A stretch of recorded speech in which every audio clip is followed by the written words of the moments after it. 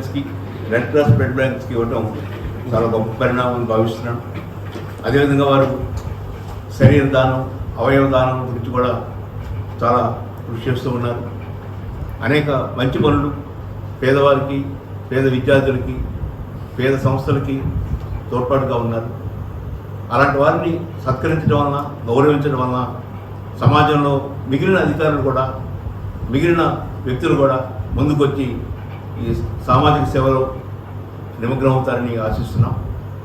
ఆంధ్రప్రదేశ్ లాంటి బాగా వెనకబడిన రాష్ట్రంలో, అసమానతలు ఉన్న రాష్ట్రంలో, పేదరికం ఉన్న రాష్ట్రంలో ఇలాంటి మహనీయులు ముందుకు రావటం చాలా అవసరంగా భావిస్తున్నాం. ఆర్థికంగా చాలా ఇబ్బందులున్న రాష్ట్రంలో ప్రభుత్వం ముందుకు వచ్చి చేయలేని పరిస్థితుల్లో ఉన్న స్థితిలో ఈ దాతృత్వం గల వ్యక్తులు ముందుకు వచ్చి విద్య, వైద్యం, ఇతర రంగాల్లో కృషి చేస్తారని ఆశిస్తున్నాను. 4,000 పైన రక్తం గ్రహీతల నుండి రక్తాన్ని గ్రహించడం జరిగింది. వీరందరి ద్వారా వచ్చిన రక్తాన్ని థాలసీమియా పేషెంట్స్ కోసం ఉపయోగించాలని చెప్పేసి మేము రెడ్ క్రాస్ వారి సహాయాన్ని తీసుకున్నాము. వారి సహకారంతో ఈ మెగా క్యాంపు నిర్వహించడం జరిగింది. థాలసీమియా అనేది ఒక జన్యుపరమైన వ్యాధి.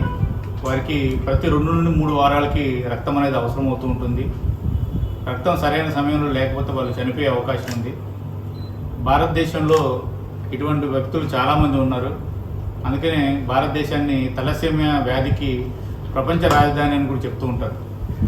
అటువంటి పరిస్థితుల్లో ఆ వ్యాధి మీద అవగాహన కలిగించడం, ఆ వ్యాధి బారిన పడిన వాళ్ళకి సమయానికి రక్తాన్ని అందించడం అనే ఉద్దేశంతో ఈ క్యాంపు నిర్వహించాం. దీంట్లో మా అధికారులందరూ కూడా, స్టాఫ్ అందరూ కూడా చాలా యాక్టివ్గా పార్టిసిపేట్ చేయడమే కాకుండా ఈ క్యాంపుని సక్సెస్ చేయడానికి కృషి చేశారు.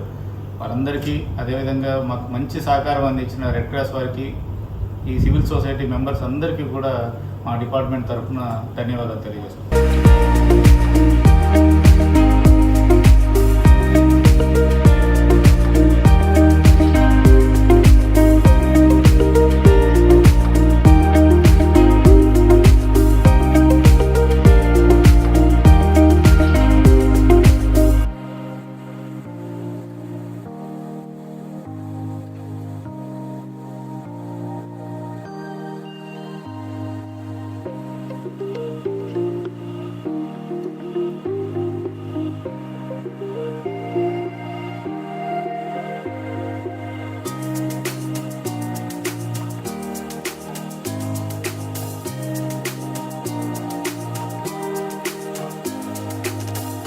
థాలసీమియా పేషెంట్స్కి ప్రతి 3 నుండి 4 వారాలకి రక్తం అవసరం అవుతుంటుంది.